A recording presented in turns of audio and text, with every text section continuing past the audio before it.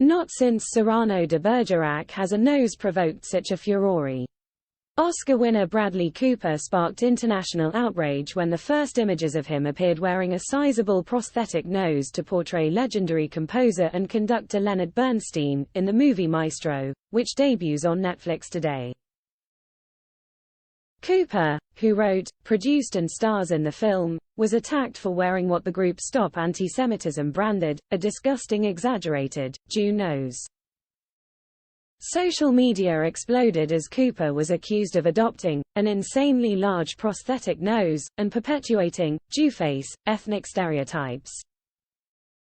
Yet the film arrived to critical acclaim, with the approval of Bernstein's children, who issued a statement admitting their father had a nice, big nose, and that Bradley chose to use makeup to amplify his resemblance, and were perfectly fine with that. An early Academy Awards frontrunner, Maestro is the culmination of a 6-year journey for Cooper to bring to the screen the life of the musical genius who famously co-wrote Broadway hits including West Side Story and On the Town, 3 symphonies, brought concert hall performances to the masses on U.S. television, and remains one of America's most influential figures in classical music.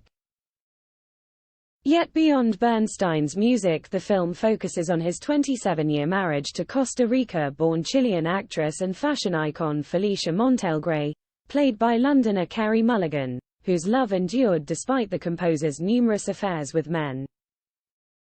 The 38-year-old actress has twice been nominated for an Oscar, for An Education in 2010 and Promising Young Woman in 2021, but has yet to win. Her latest role has already seen her tipped as a contender for next year's nominations.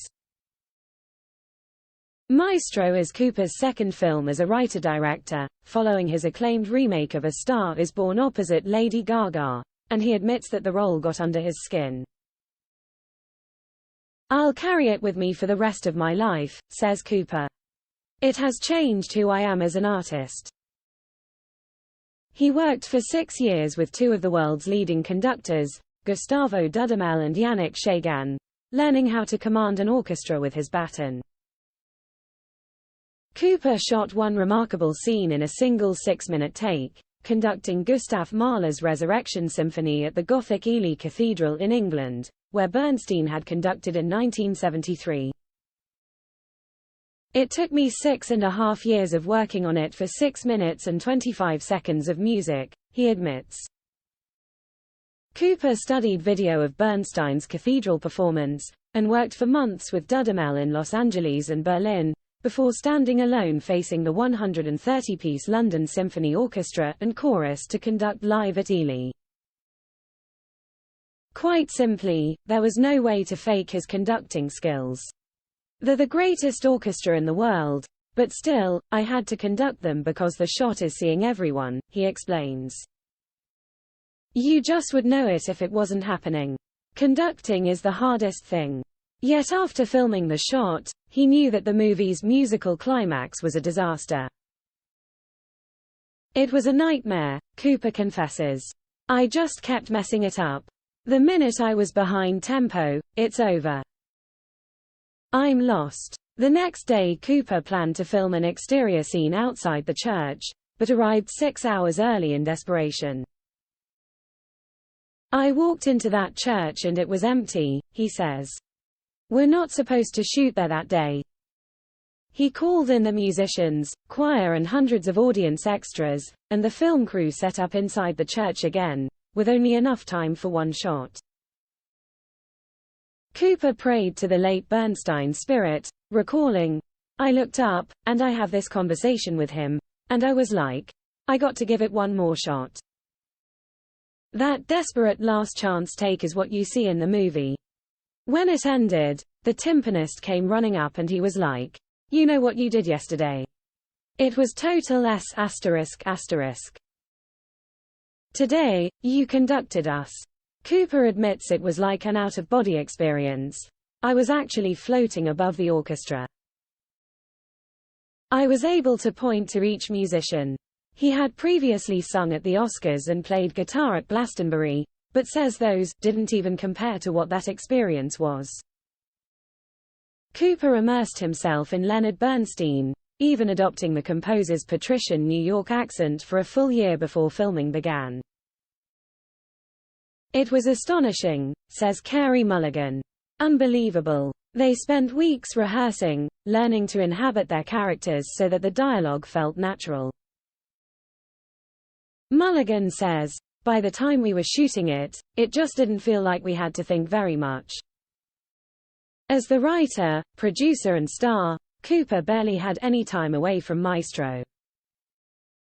One night he rushed from the set in full makeup to attend the school graduation of his 6-year-old daughter Lee DeSen, who he shares with his former girlfriend, model Irina Shayk. Some of the mothers must have thought, "Who is this guy? Seriously, I was Lenny. Full Lenny. It was crazy." Yet the responsibility of carrying the film on his shoulders weighed heavily.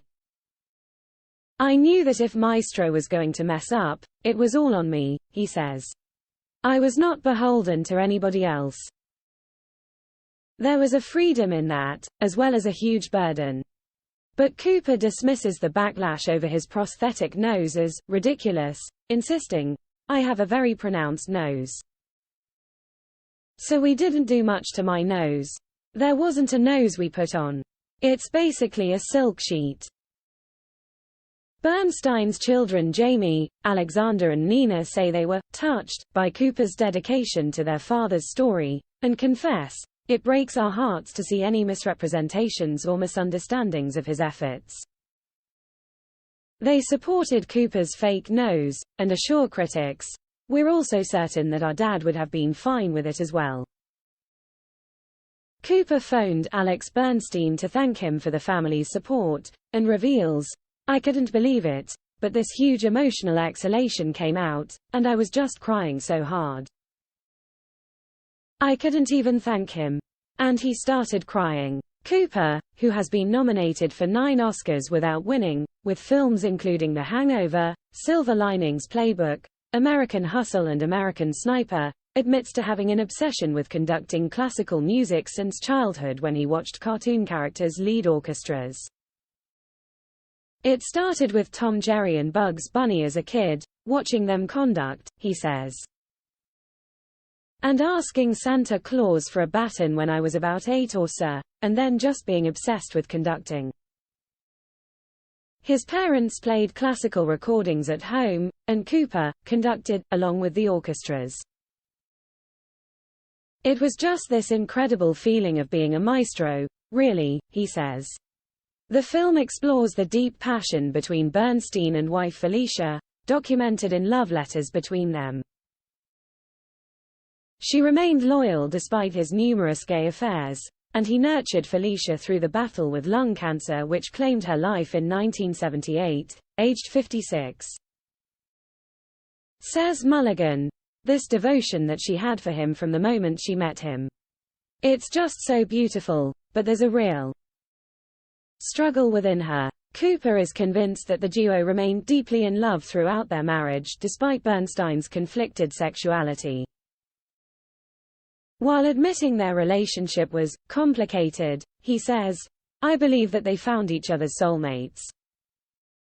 Daughter Jamie Bernstein says, "She knew exactly what the deal was, but adds, I feel like it cost her everything to stick with it.